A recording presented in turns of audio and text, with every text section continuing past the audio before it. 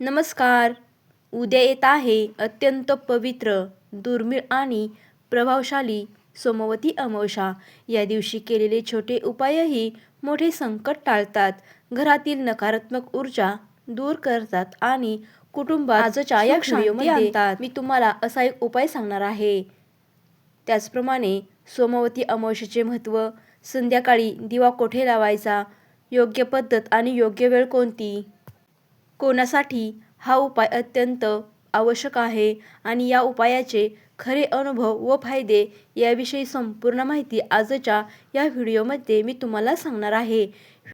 Video शेवटपर्यंत नक्की बघा, कारण मी शेवटी असे एक विशेष गुपित सांगणार आहे. सोमवारी सोमवती अमावस्या आलेली आहे. ती अत्यंत शक्तिशाली मानली जाते. या दिवशी पितृशक्ती, शिवतत्व आणि चंद्र ऊर्जा सक्रिय होते. या दिवशी केलेल्या उपायांमुळे पितृदोष शांत करतात, घरातील वाईट शक्ती दूर करतात आणि अडथळे कमी करतात, मन शांत करतात. घरामध्ये सुख आणि सुरक्षितता वाढवतात. ज्या घरात सतत अडचणी येतात, पैसे टिकत नाहीत, वादविवाद होतात, भीती आणि तणाव असतो, त्या घरांसाठी हा दिवस विशेष लाभदायक आहे. या दिवशी आपल्याला एक असा प्रभावी उपाय करायचा आहे. सोमवती अमावस्येच्या संध्याकाळी आपल्याला इथे एक दिवा लावायचा आहे. उद्या सूर्यास्तानंतर आपल्याला हा उपाय करायचा आहे.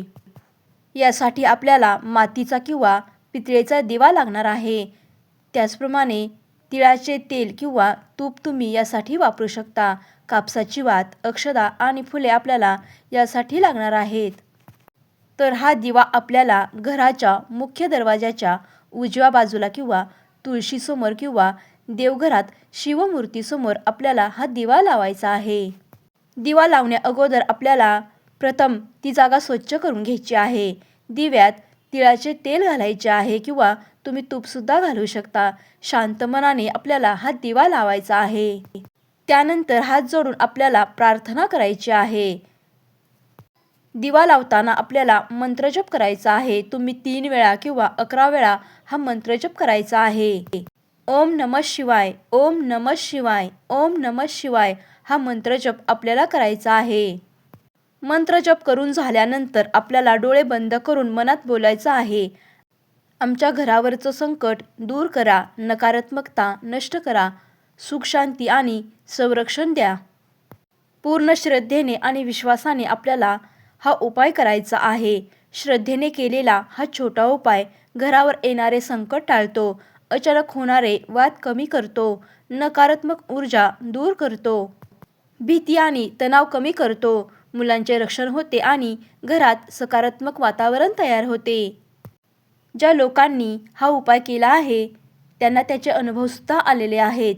त्यांच्या अनेक अडचणी कमी झाल्या आहेत, घरात शांती वाढली आहे, त्याचप्रमाणे मन स्थिर झाले आहे. हा दिवा लावल्यानंतर आपल्याला विशेष काळजी घ्यायची आहे. दिवा शक्यतो पूर्ण जळू द्या किंवा दिवा विझू देऊ नका. राग, भीती, नकारात्मक विचार ठेवू नका. श्रद्धा आणि विश्वास ठेवणे अत्यंत आवश्यक आहे. लक्षात ठेवा, उपायांपेक्षा श्रद्धा मोठी असते. शक्य असेल तर दिवा लावल्यानंतर घरातील सर्व सदस्यांनी 2 मिनिटे बसून ओम नमः शिवाय हा मंत्रजप करा. यामुळे घरातील ऊर्जा बदलते, भीती दूर होते आणि देवाची कृपा जलद मिळते.